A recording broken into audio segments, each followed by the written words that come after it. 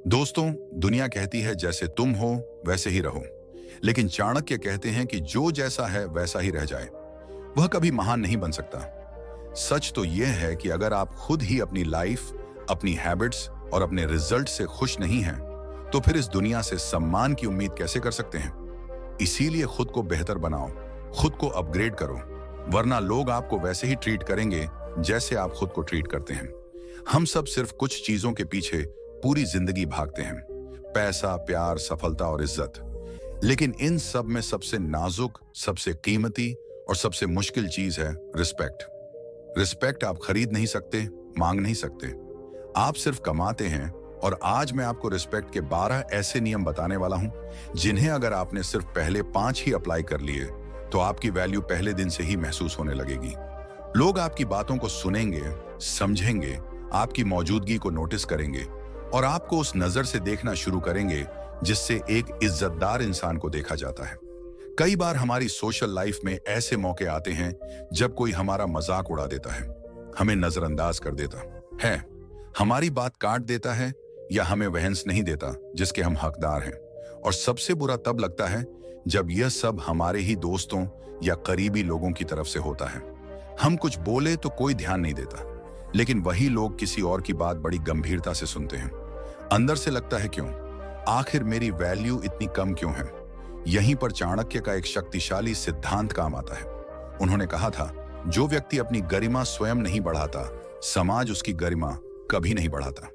इसका मतलब साफ है, रिस्पेक्ट मिलती नहीं, कमानी पड़ती है। और इसे कमाने के लिए हमें अपने अंदर ऐसा व्यक्तित्व, ऐसा आत्मविश्वास और ऐसा व्यवहार विकसित करना होता है जिसे देखकर लोग खुद ब खुद आपको गंभीरता से लें, चाहे वह दोस्त हो, परिवार हो या पूरा समाज। तो चलिए आज हम शुरुआत करते हैं उन 12 शक्तिशाली नियमों से जो आपकी लाइफ में इतना बदलाव लाएंगे कि लोग सिर्फ आपको सुनेंगे नहीं बल्कि आपको फॉलो करेंगे, आपकी बात मानेंगे और आपके सम्मान में खुद खड़े हो जाएंगे। चलिए शुरू करते हैं पहले नियम के साथ। पहला नियम, अगर आप चाहते हैं कि लोग आपकी बातों को इज्जत से सुने तो सबसे पहले आपको उन्हें इज्जत से सुनना होगा। जब कोई आपके सामने बोल रहा हो तो उसकी बात को पूरे ध्यान से सुने, बीच में कट मत मारें, बीच में सुधार मत दें और तर्क वतर्क में तुरंत ना कूदें। ये छोटी सी आदत आपको दूसरों की नजर में तुरंत मैच्योर, सॉलिड और समझदार इंसान बनाती है।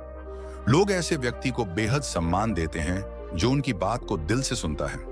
लेकिन यहाँ एक और बड़ा सच है, सुनना सिर्फ आपकी जिम्मेदारी नहीं है। अगर आप उसकी बात ध्यान से सुन रहे हैं तो यह भी जरूरी है कि जब आप बोले तो सामने वाला भी उतनी ही इज्जत से आपकी बात सुने। अगर सामने वाला बार बार आपको बीच में टोकता है, आपकी बात को काट देता है, आपकी लाइन पूरी होने नहीं देता, तो समझ लीजिए कि वह आपकी बात को नहीं बल्कि सिर्फ अपनी आवाज को सुनने आया है। और ऐसे लोग आपकी इज्जत कभी नहीं बढ़ाएंगे बल्कि धीरे धीरे आपकी वैल्यू कम कर देंगे। ऐसे लोगों के साथ दूरी बना लेना ही बेहतर है, क्योंकि आपकी चुप्पी भी उनकी नजर में आपकी कमजोरी बन जाएगी। चाणक्य इस बारे में एक अद्भुत सिद्धांत बताते हैं। वे कहते हैं, जो व्यक्ति सुनना नहीं जानता वह सीख नहीं सकता, और जो सीख नहीं सकता उसका सम्मान कभी स्थायी नहीं होता। चाणक्य खुद जब किसी के साथ चर्चा करते थे तो पहले उसकी बात पूरी सुनते थे, चाहे सामने वाला कितना भी छोटा क्यों ना हो। और जब वे बोलते थे तो पूरा राज दरबार चुप रहता था, क्योंकि चाणक्य अपनी बात से पहले अपनी लिसनिंग पावर से लोगों का सम्मान जीत लेते थे। इसीलिए याद रखिए, जो सुन सकता है वही सुना जाता है, और जो दूसरों को बोलने की इज्जत देता है वही अपनी इज्जत खुद बनाता है। तो पहले नियम को अपने दिमाग में पक्का कर लीजिए, ध्यान से सुनो, पर सिर्फ सुनो मत, यह भी सुनिश्चित करो कि आपको भी सुना जाए। जिस रिश्ते में सुनने की इज्जत नहीं है वहां आपकी इज्जत भी कभी नहीं बनेगी। दूसरा नियम, जब कोई आपकी बेइज्जती करता है तो ज्यादातर लोग तुरंत रिएक्ट करते हैं, गुस्सा करते हैं, ऊंची आवाज में जवाब देते हैं या फिर सामने वाले पर ताना मारते हैं। लेकिन यही गलती आपकी सबसे ज्यादा इज्जत गिराती है। असली ताकत कभी शोर में नहीं होती, ताकत होती है आपकी खामोशी में। इसलिए जब भी कोई आपको इंसल्ट करे, एकदम से रिएक्ट मत करिए, बस शांत रहिए, उसकी आंखों में सीधा देखिए और कुछ मत बोलिए। ये खामोशी सामने वाले को आपकी पावर का एहसास कराती है। आपने कभी नदी का बहता हुआ पानी देखा है? जब पानी कम होता है, उथला होता है, तब वह बहुत शोर करता है, कल कल छल छल खूब आवाजें। लेकिन वही नदी जब गहरी होती है जब उसके अंदर गहराई होती है तो वह बिल्कुल शांत बहती है। जिस इंसान में जितनी ज्यादा गहराई होती है, ज्ञान, अनुभव, समझ, वो इंसान उतना ही शांत रहता है। शोर हमेशा खाली बर्तन करते हैं। ऐसे ही जो लोग हर बात पर फट पड़ते हैं, तुरंत रिएक्ट करते हैं, गुस्से में जवाब देते हैं, वे दिखा देते हैं कि वे अंदर से कितने कमजोर हैं। लेकिन जो इंसान अपनी भावनाओं को कंट्रोल कर सकता है, शांत रह सकता है, उसकी मौजूदगी ही सामने वाले को दबाव में डाल देती है। चाणक्य इसका एक शानदार उदाहरण देते हैं। एक बार राज दरबार में किसी मंत्री ने चाणक्य के बारे में अपमानजनक टिप्पणी कर दी। पूरा दरबार चुप हो गया। सबको लगा अब बड़ा विवाद खड़ा होगा, लेकिन चाणक्य शांत रहे। उन्होंने कोई जवाब नहीं दिया, सिर्फ उस मंत्री की आंखों में कुछ सेकंड देखा और मुस्कुराकर वापस अपनी जगह बैठ गए। कुछ ही देर में उस मंत्री को एहसास हो गया कि उसने किसके सामने क्या बोल दिया। चाणक्य ने उसे शब्दों से नहीं, अपने आत्मसंयम और खामोशी से हरा दिया। बाद में वही मंत्री सबसे पहले आकर माफी मांगता है। चाणक्य कहते थे, अपमान का जवाब तुरंत देना मूर्खता है। सही समय पर दिया गया मौन अपमान को खुद ही शर्मिंदा कर देता है। याद रखिए, आपकी खामोशी आपकी कमजोरी नहीं, आपकी पावर है। और जहां आपकी खामोशी सामने वाले को असहज कर दे, वहां आपका सम्मान खुद ब खुद बढ़ जाता है। इसलिए दूसरा नियम पक्का कर लीजिए, हर बात पर रिएक्ट मत करो, शांत रहो।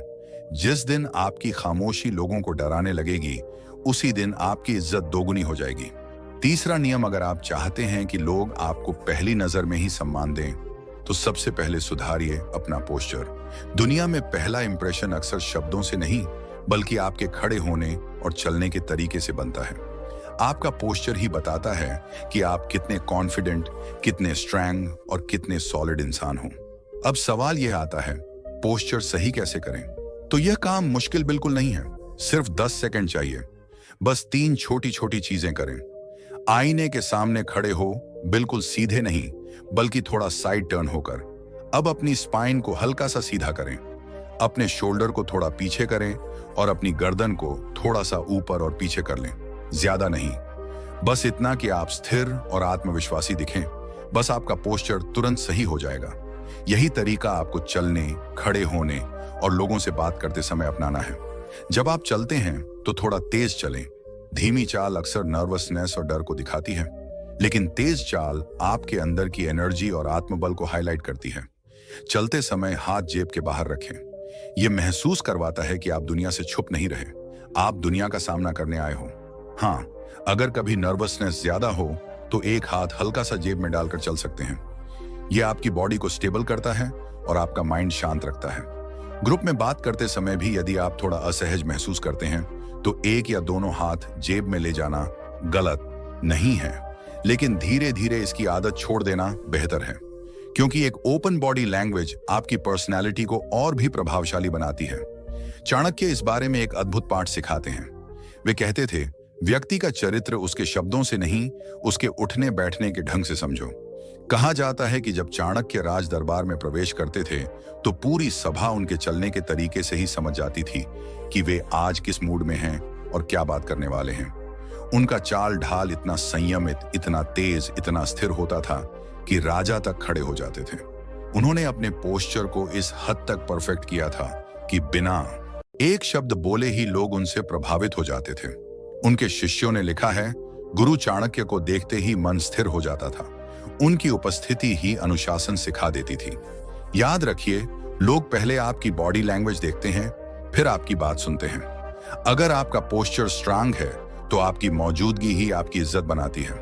चौथा नियम, जब भी आपको नर्वसनेस महसूस हो, भीड़ देखकर किसी बड़े इंसान से मिलते वक्त या किसी ग्रुप में बात करते समय, तो एक बात हमेशा याद रखिए, दुनिया में जितने भी लोग हैं वे सभी आपकी तरह ही इंसान हैं। उनकी भी 2 आंखें, 2 कान, एक दिमाग और एक धड़कता हुआ दिल है। वे भी हर सुबह उठते हैं, वे भी स्ट्रगल करते हैं, वे भी गलतियां करते हैं, वे भी थकते हैं और हाँ, वे भी टॉयलेट जाते हैं। बस 15 अगस्त 1947 को देश आजाद हुआ था, लेकिन बड़ी बात यह है कि हमें रोज अपने दिमाग की भी आजादी याद दिलानी पड़ती है।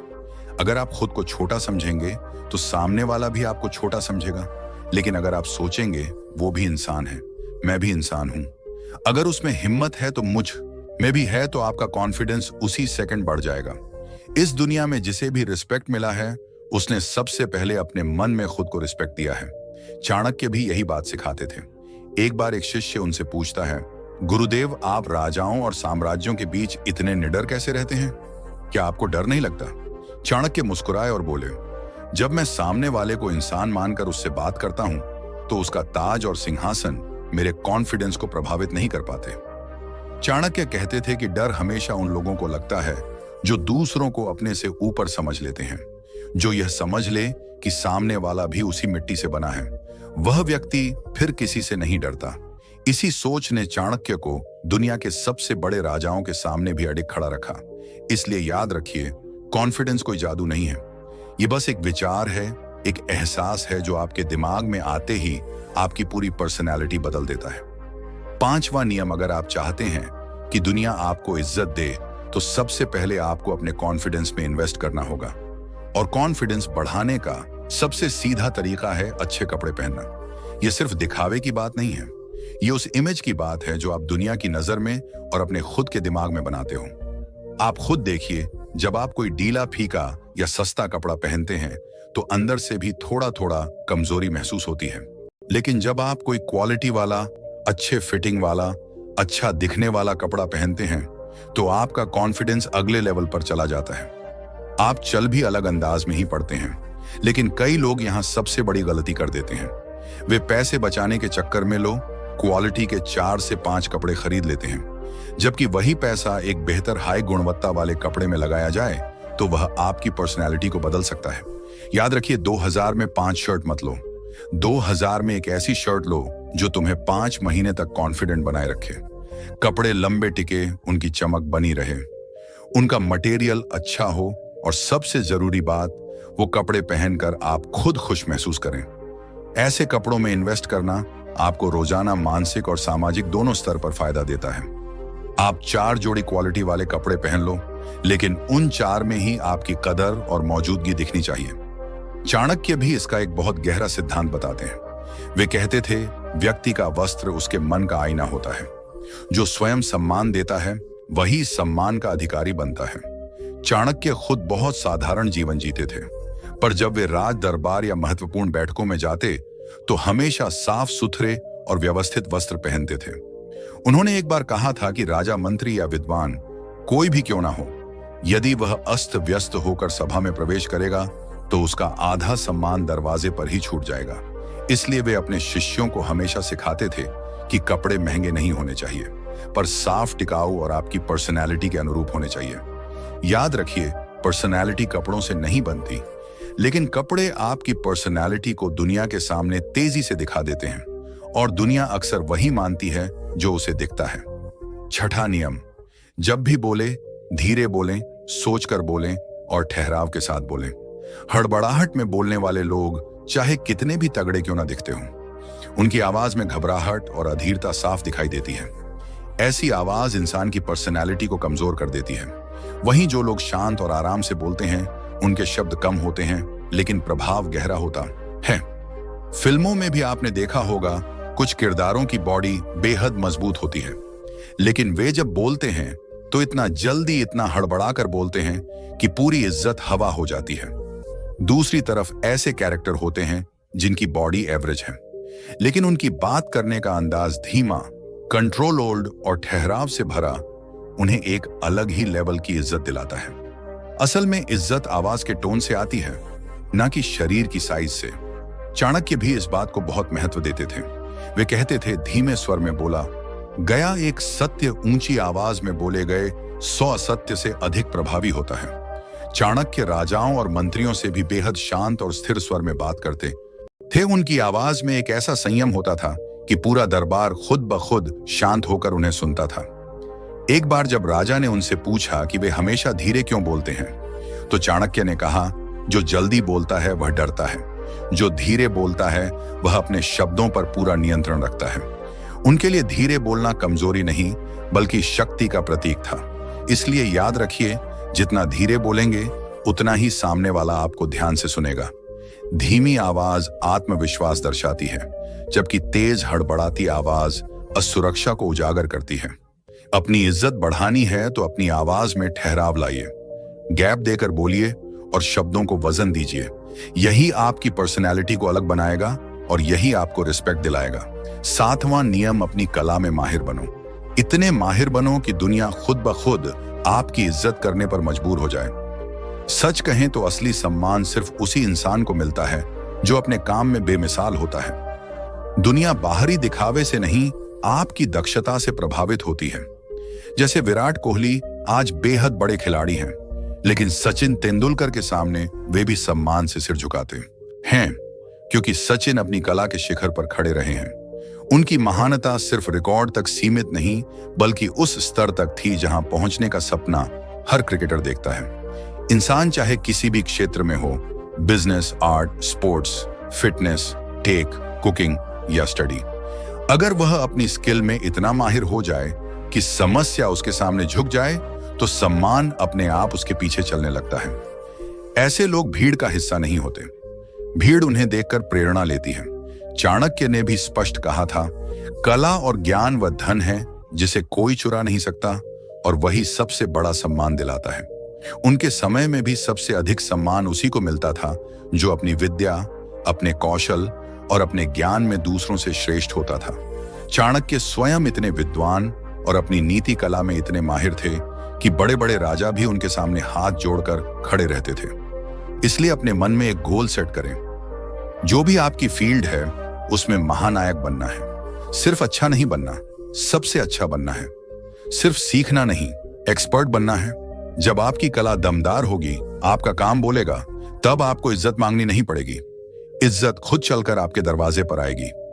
8वां नियम, अगर आप दुनिया में असाधारण इज्जत चाहते हैं तो टी कॉन्सेप्ट को अपनाइए।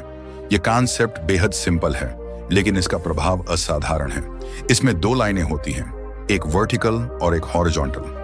वर्टिकल लाइन का मतलब है कि किसी एक फील्ड में इतनी गहराई तक उतर जाए कि आप उस क्षेत्र के माहिर बन जाएं, यानी आपकी स्किल इतनी मजबूत हो कि लोग आपको उस काम का मास्टर माने।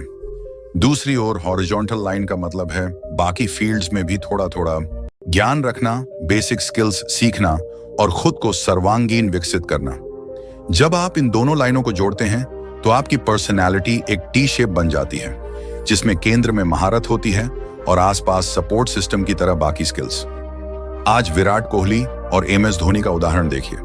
क्रिकेट में उनकी महारत यानी वर्टिकल लाइन ने उन्हें दुनिया का आइकॉन बनाया, लेकिन सिर्फ वहीं नहीं रुके। English speaking, communication, fashion, body language, fitness, public appearance, इन सब में भी उन्होंने धीरे धीरे स्किल्स विकसित की। नतीजा, लोग सिर्फ उनके खेल से नहीं, उनकी पूरी पर्सनैलिटी से प्रभावित हैं। विराट कोहली की सिर्फ क्रिकेट नहीं, बल्कि उनकी बोलने की स्टाइल, चलने का अंदाज, उनके इंटरव्यू, उनका कॉन्फिडेंस, उनका फैशन, इन सारी चीजों ने उनकी इज्जत को आसमान पर पहुंचा दिया है। यही है टी कॉन्सेप्ट की शक्ति। चाणक्य भी इसी बात पर जोर देते थे। वे कहते थे, जो व्यक्ति एक कला में पूर्ण है और अनेक कलाओं में दक्ष है, वही समाज में सर्वाधिक सम्मान का पात्र बनता है। चाणक्य स्वयं राजनीति, अर्थशास्त्र, मनोविज्ञान, युद्ध कला और कूटनीति सभी में जानकार थे, लेकिन उनकी वास्तविक महारत नीति और रणनीति में थी। इसी गहराई और चौड़ाई ने उन्हें इतिहास का सबसे सम्मानित व्यक्तित्व बनाया। तो याद रखिए, एक स्किल में गहराई पकड़ दिए ताकि आपकी नींव मजबूत हो जाए, और बाकी स्किल्स में थोड़ा थोड़ा आगे बढ़िए ताकि आपकी पर्सनैलिटी संपूर्ण बन जाए। जब यह दोनों चीजें मिलती हैं तो आपकी इज्जत सिर्फ बढ़ती नहीं, धमाकेदार तरीके से आसमान छूती है। यही वह नियम है जो आपको भीड़ से उठाकर एक अलग लेवल पर खड़ा कर देता है। 9वां नियम, अपने आप पर हंसना सीखिए। जी हाँ, लाफ एट योरसेल्फ। ये गुण बहुत कम लोगों में होता है, लेकिन जिनमें होता है उनकी इज्जत अपने आप बढ़ जाती है। क्योंकि जब आप खुद की छोटी छोटी गलतियों, कमजोरियों और मजेदार घटनाओं पर खुद ही हंस लेते हैं, तो सामने वाला तुरंत समझ जाता है कि अरे, इस इंसान को हर्ट करना मुश्किल है, इसका मजाक उड़ाऊं भी तो क्या फायदा, ये तो खुद ही अपनी बात पर मुस्कुरा देता है। ऐसे लोग दूसरों के तानों या मजाक से टूटते नहीं, बल्कि माहौल हल्का और पॉजिटिव बना देते हैं। मैं खुद भी यही करता हूँ। मेरी जिंदगी में जितनी गलत फहमियां, फनी गड़बड़ियां और अजीब अजीब इंसिडेंट्स हुए हैं, मैं उन्हें खुद ही शेयर करके सबको हंसा देता हूँ। ऐसा करने से मेरा कंट्रोल बना रहता है और सामने वाले के हाथ में मजाक का हथियार नहीं जाता, क्योंकि जो मजाक आप खुद कर सकते हैं उसका फायदा कोई और नहीं उठा सकता। लेकिन ध्यान रहे, ये रूल हर जगह लागू नहीं होता। हर समय खुद का मजाक बनाते रहने से लोग आपको हल्के में भी लेने लगेंगे। ये रूल सिर्फ उन लोगों के बीच इस्तेमाल करें जिन्हें आप भरोसा करते हैं। अपने 2-3 नजदीकी दोस्तों, परिवार या रिलेटिव्स के साथ। वहां यह रणनीति आपकी इज्जत और आपकी रिलेशनशिप दोनों को मजबूत करेगी। चाणक्य भी कहते थे, जो व्यक्ति अपनी कमजोरियों को स्वीकार कर लेता है वह दूसरों के आघातों से सुरक्षित हो जाता है। यानी जब आप अपनी कमी को खुद मान लेते हैं, उस पर मुस्कुरा देते हैं, तो कोई भी उस कमी का इस्तेमाल आपके खिलाफ नहीं कर सकता।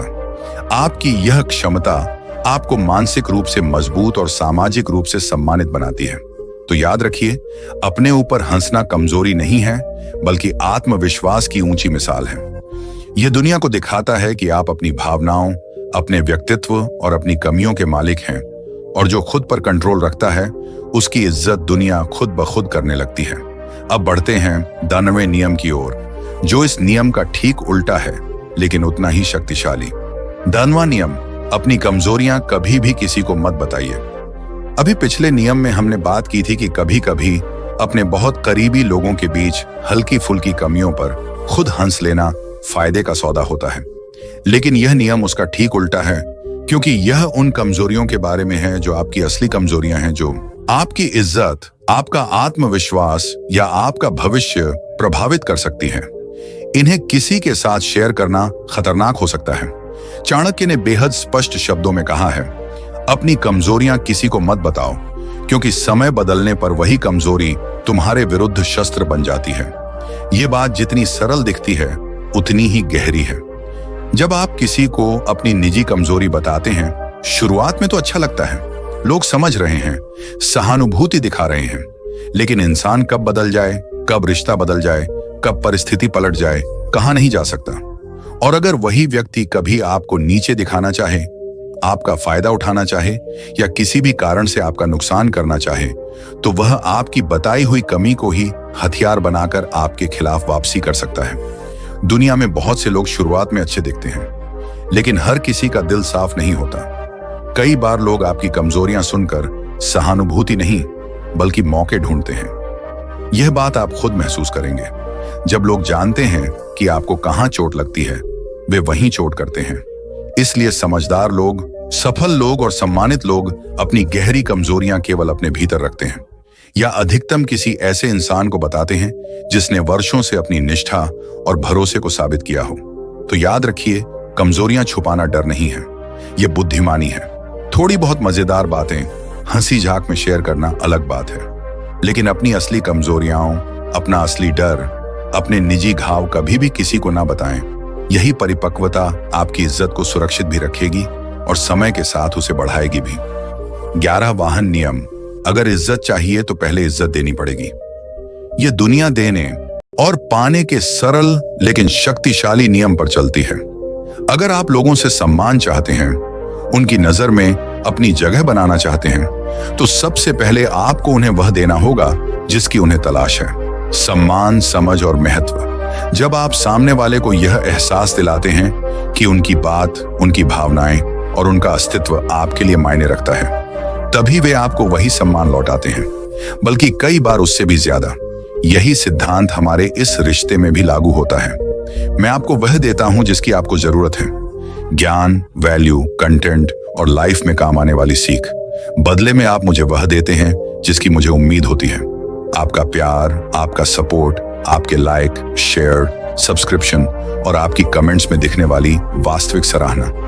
यह देने और पाने का सुंदर चक्र ही इस रिश्ते को मजबूत और भरोसेमंद बनाता है। चाणक्य भी इसी बात पर जोर देते हुए कहते हैं, सम्मान का पात्र वही बनता है जो स्वयं पहले दूसरों को सम्मान देना जानता हो। वे साफ कहते हैं कि जो व्यक्ति दूसरों को छोटा दिखाने में लगा रहता है, वह कभी बड़ा नहीं बन सकता। जो दूसरों को इज्जत देता है वही समाज में सम्मानित होता है, क्योंकि इज्जत दिल से निकलती है और दिल तभी खुलता है जब सामने वाला इंसान विनम्रता और आदर की भावना दिखाएं। तो याद रखिए, इज्जत एक दर्पण की तरह है, आप जितनी देते हैं उतनी ही वापस लौटती है। पहले दीजिए और फिर देखिए, दुनिया आपको उसी सम्मान के साथ सिर उठाकर सलाम करती है। 12 बाहर नियम, अपनी अवेलेबिलिटी कम कर दो। यह नियम इतना शक्तिशाली है कि पूरी 45 लॉज ऑफ पावर किताब में भी इसे सबसे प्रभावशाली रणनीतियों में गिना गया है। और मैं इसे बार बार इसलिए दोहराता हूं क्योंकि इज्जत बढ़ाने के लिए इससे ज्यादा कारगर नियम शायद ही कोई हो। जब आप हर वक्त, हर जगह, हर किसी के लिए उपलब्ध रहते हो, लोग आपकी अहमियत को महसूस करना बंद कर देते हैं। आप उनकी नजर में आम बन जाते हैं। लेकिन जैसे ही आप अपनी अवेलेबिलिटी कम करते हो, आपकी वैल्यू अपने आप बढ़ जाती है। प्रकृति का उदाहरण देखिए। पिछले दिनों लगातार 30 दिन बादल छाए रहे। रोज बरसात, अंधेरा, सीलन, सूर्य का नामो निशान नहीं। लेकिन जैसे ही 31वें दिन सूरज निकला, पूरा मोहल्ला छत पर आ गया। लोग धूप का आनंद लेने लगे, कपड़े सुखाने लगे, बच्चे खेलते हुए चिल्लाने लगे। सभी को ऐसा लगा जैसे कोई बहुत कीमती चीज लौट आई हो। क्यों? क्योंकि सूरज की अवेलेबिलिटी कम थी और कम अवेलेबिलिटी ने उसकी वैल्यू कई गुना बढ़ा दी। इंसान पर भी यही नियम लागू होता है। अगर आप हर समय फ्री होकर सबके साथ बैठे रहते हैं, हर कॉल पर तुरंत उपलब्ध हो जाते हैं, हर जगह खुद को दिखाते रहते हैं, तो आपकी उपस्थिति लोगों को नेचुरल लगने लगती है और इज्जत कम होने लगती है। लेकिन जब आप सीमित समय में दिखते हो, जरूरत के समय प्रकट होते हो और अपने आप को हर किसी तक सुलभ नहीं बनाते, तो लोग आपके समय की कद्र करना शुरू कर देते हैं। आपकी एंट्री एक इवेंट बन जाती है। लोग आपका इंतजार करते हैं, आपकी बातें ज्यादा ध्यान से सुनते हैं और आपकी मौजूदगी को सम्मान देते हैं। चाणक्य भी इसी बात पर जोर देते हैं, जिसकी उपस्थिति दुर्लभ होती है उसका प्रभाव गहरा होता है। यानी जो व्यक्ति हर किसी के बीच नहीं घुलता मिलता, जिसकी समय और उपस्थिति सीमित होती है, समाज उसी को गंभीरता से लेता है, क्योंकि दुर्लभता सम्मान पैदा करती है। तो अगर आप चाहते हैं कि आपकी इज्जत आसमान छुए, तो सूरज की तरह चमकिए, लेकिन हर समय मत दिखाई दीजिए। अपनी अवेलेबिलिटी कम करें और देखिए, लोग आपको सिर्फ याद ही नहीं करेंगे, बल्कि आपकी एक झलक को भी महत्व देने लगेंगे। तो दोस्तों, ये थे हमारे 12 रूल्स ऑफ रिस्पेक्ट, जिन्हें अपनाकर आप अपनी लाइफ में ऐसी ग्रोथ और इज्जत कमा सकते हो जिसकी लोग सिर्फ कल्पना करते हैं। अगर आपको ये वीडियो जरा सा भी मददगार लगा हो तो लाइक कर देना, क्योंकि आपका एक लाइक मुझे मोटिवेट करता है और ऐसी ही वैल्यू पैक्ड वीडियो बनाने की हिम्मत देता है। और हाँ, सब्सक्राइब जरूर कर लेना, ताकि अगली बार जब मैं कोई स्ट्रॉन्ग माइंडसेट वाली वीडियो लेकर आऊं तो सबसे पहले नोटिफिकेशन आपको ही मिले। कमेंट में बताना कौन सा नियम आपको सबसे ज्यादा पसंद आया।